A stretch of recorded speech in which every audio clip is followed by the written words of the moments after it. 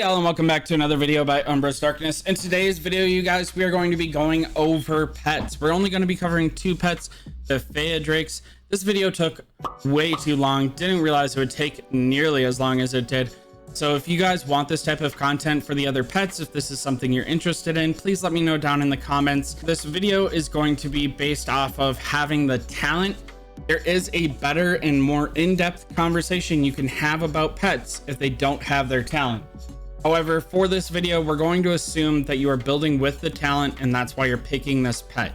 Again, there is a completely different conversation that could be had if you choose to build without the talent. If that is something that interests you, please let me know down in the comments, because with how much time it took, if you're not, or I don't get any feedback, I probably won't do the other pets. Without any further ado, let's get into the Faedrake builds. All right, so Berserk Faedrake, his talent in the upper right hand corner, you can see that it says talent, as is arrogance. Each debuff effect inflicted by the enemy grants 1 stack of fierce mark. Inflicting cowardice grants an extra 2 stacks. All stacks of fierce mark are consumed 2 seconds after your deputy casts a rage skill, dealing damage to the target. So with this, Berserk Faedrake is best for Cav. The reason for that is your Cav can have debuffs. Also, your Berserk Faedrake, when it'll deal damage. So if your Cav, primary commander, and deputy deal debuffs, your Berserk Faedrake will fire off right there afterwards. Now, when we look at the talent, you can see that it's agility based. And then when we look at the talent that you can buy in the game, you'll see that it is terrible arrogance, and that is luck based. The reason that we talk about the one you can buy is because forceful arrogance, which is agility based, can only be found in the wild, in the merit shop, or at the end of season rewards. So it's very hard to get this skill, and so we won't really build around it, but it is relevant because it is something that you want to look into. Now, when I build pets, I only look into 2 attributes because it's easiest to build with. If I get 7 slots, 8 slots, or if I want to build 3 different types, then we're going to roll. But it's relevant to note that different attributes have different amount of max capability on a pet. So you want to be careful with what you do. Now, because we're doing terrible arrogance and arrogance, again, forceful arrogance, if you get it, terrible arrogance and arrogance, we're going to be looking at our agility and our luck base. For our agility, we're going to be looking at Chain Strike, 50% chance to deal additional damage when dealing physical normal attack damage. Okay, great, makes sense. You're going to be going in with Cav, you're going to trigger their rage abilities, and then you're going to get normal attacks, and then 10% chance to gain an extra 7 rage every second. Determined by agility, can be triggered once every 8 seconds. Outburst of Rage works perfect with Cav because of the Cav special capability, which we'll talk about right now after we point out that inflicting cowardice grants an extra 2 stacks, which is why Borderline is so good as the Cav leader with Berserk Faedrake, because his skill 1 automatically gives them cowardice. Target gains cowardice, period. Doesn't say that has a chance, it just says target gains cowardice. So because it gains cowardice right off the bat, you're automatically giving them a debuff. You get, so you're adding 2 stacks. And then over here, you have, they slow the target legion, right? So that's a debuff. And then have a 10% chance to inflict defense break. Another debuff potentially. So there are multiple skills inside of Borderline, and that's why you want to kind of have him as your commander. Now, what I'm talking about and why we look at the rage skill so closely and why we want to generate rage back so fast is because when we look at Cav, all cavalry have this unyielding rush, which immediately gives the hero commanding the legion 1000 rage. 1000 rage is the amount that's required in order to cast primary ability, right? If we look at any skill, rage cost 1000. So giving rage accumulation to that means that your commander fires off its ability, and in this case your commander fires off its ability, deputy fires off its ability, and then Berserk Faedrake 2 seconds afterwards. So at the 1 second mark, and then deputy, which triggers 1 second after the commander. So at the 1 second mark, then the 2 second mark, and then Berserk Faedrake after your deputy. So at the 4 second mark, casts a rage skill, dealing damage to the target. So now you've already dealt so much damage. Now you have an outburst of rage. You potentially inflicted, slow defense break, things like that, because even though you've casted your rage skill, you're going to be going on to normal attacks. So there's all of those capabilities, which is why outburst of rage is so good. And then chain strike, 50% chance to deal an additional damage when dealing physical normal attack damage. Great, higher probability to trigger those abilities inside of the talent tree. So those are my agility skills that I recommend if you're not running forceful arrogance. Now, when we're looking at terrible arrogance, we're going to look at the luck-based skills, and my luck-based skills are track and hunt, hit rate plus 0.4% when Legion deals physical hero skill damage. Perfect. We want to crit, we want to do more damage, and then 0.4% chance to dispel a buff effect from the target Legion per second, can be triggered once every 10 seconds. Now we do have confirmation that this is actually luck and not spirit based. This is all luck based. So removing a buff effect is important, because when you go hunting with cavalry, you're typically hunting gatherers. And when we look at gatherers, they have the capability, they can become invulnerable, which is a buff. So if you can remove that buff, then hunting those people is perfect, which is why you want that capability. And now when we're looking at this, please make sure to understand that these are all 0 stars. Obviously Gentle Breeze will go up if you have it at 1 star, 2 star, things like that. So if I was building arrogance and I was only going for terrible arrogance, that's how I would do it. If I had forceful arrogance and I still wanted to build terrible arrogance, I would drop the chain strike and I would keep outburst of rage. Now, let's say I don't want to get terrible arrogance. I don't want the luck tree. The way I would build it is arrogance, forceful arrogance, and wild counter strike. Now, if I'm going to take wild counter strike, I have to take counter strike itself, which is when your legions hit with a normal attack, they have a 50% chance to deal damage to the attacker. The reason that I want to do this is because if I'm using cavalry to go back and hit mages or archers in a large scale PvP battle, I want my cavalry to do more and more damage. So if they get focused by mages, if they get focused by archers, I want them to subsequently deal more and more damage to those players. So Counter-Strike works perfect. And then Wild Counter-Strike swaps it up to 100% chance. And then Tough Counter-Strike has a 100% chance to gain 1 stack of Tough Pet when casting Counter-Strike.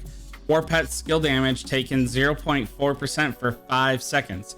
This is huge because when we're talking about mages, all of their pets have a active talent. You know, they don't have a passive talent. So that's why we want the Tough Counter-Strike. Now, because we already have 2 endurances, we can look at Bristles, Enemy Legion attack mitigation plus 0.3%.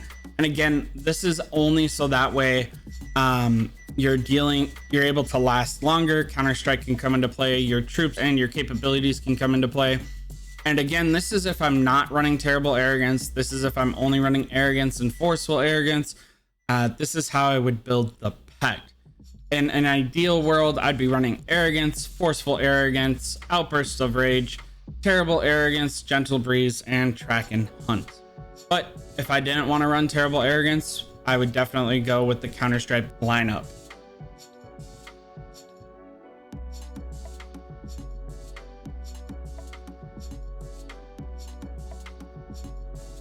All right, and then of course, you guys, we have to talk about Sapphire Faedrake.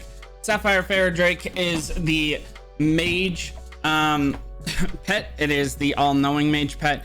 Now, of course, there are other mage pets, lizards, that can be utilized, but nothing is quite as good as Sapphire Faedrake, especially for capability to be used universally. So Pain Bloom is a rage skill, deals damage to target legion and 1 legion surrounding it. This is what I was talking about when your calves are using it, right? In Counter-Strike and Endurance. Right, so damage type, war pet skill damage, intelligence. Now, again, when we're looking at this, we have forceful pain bloom, which is the one that you can buy, and then you have split pain bloom. So if we're not going for split pain bloom, because again, it can only be bought from the merit farm randomly when farming in the wild, or when you are searching for it at end of season. So for now, we're going to talk about intelligence, and then forceful plane bloom. Now we're double intelligence. Again, you can only run 3 intelligences. So your next one, in my opinion, is follow-up. The reason that you want to do this is because follow-up definitely increases war pet magic's rage skill. So definitely increases this. And then you get ruthless follow-up, which follow-up crit rate plus 3.6%. So now you're increasing the potential to crit with pain bloom, and then you also get super follow-up, trigger chance plus 4.3%. This is based off of luck. This also gets to go up, right? So it's going to go up multiplied by the amount of luck that you have. So this can almost get to 100%. And then your last skill that you're really going to be picking up is interruption, 25% chance to inflict pet deficiency on target legion every second. The reason that you want to pick up pet deficiency is because pets actually add an insane amount of damage. They add an insane amount of change in the tide now that we're getting to know pets a lot better. So interruption is huge. It's a control skill, so it goes perfect with like a Valiant Waldir combo or a Alwyn Lily combo. It just mitigates damage. Now, if we are going for pain bloom, but we don't want to get forceful pain bloom, but we got split pain bloom, which is spirit, and that means that it hits more enemy legions. Every 320 points of spirit pain bloom hits an extra enemy legion. We're gonna look into your strength, 0.8% chance to remove a debuff effect from the legion every second and trigger once every 10 seconds. Huge, right? Because then your mages are hitting harder, they're going to be doing more, they're not going to be slowed, they can retreat better, they can cast rage skills. And then resonance, war pet skill damage, dealt 2.2%, pain bloom, again, perfect. And then your intelligence skills can be still follow-up, it's still a solid skill, and then bolt from the blue, which again, legion attack plus 0.3%.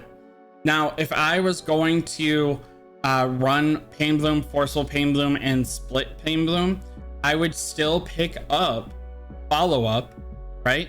And then I would go into super follow-up and ruthless follow-up. If I really wanted to go crazy, that'd be 3 stats. Or I would go into pain bloom, forceful pain bloom, and then follow-up, and then renaissance and bolt from the blue. So that way you're dealing more and more damage. That would leave you with intelligence and spirit. Again, split pain bloom is harder to get, so that's why super follow-up and ruthless follow-up are what I would go for with follow-up, just because luck is a lot easier to get. But if I have the chance and I have the luck to get split pain bloom, that's how I would build it.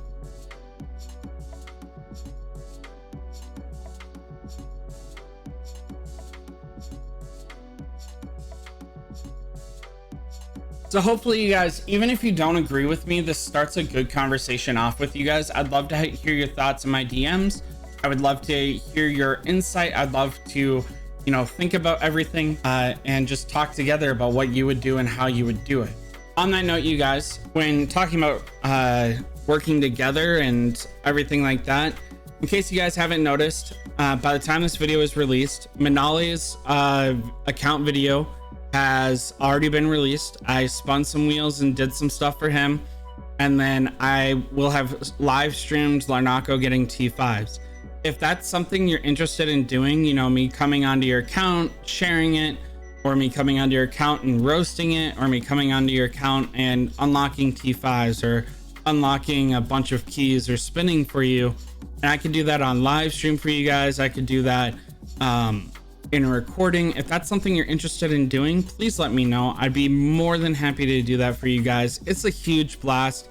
Sometimes I get the people in Discord, sometimes they watch my live video, sometimes people just want to be surprised and wait for the video to come out in general. So if that's something you're interested in, please hit me up in the Discord.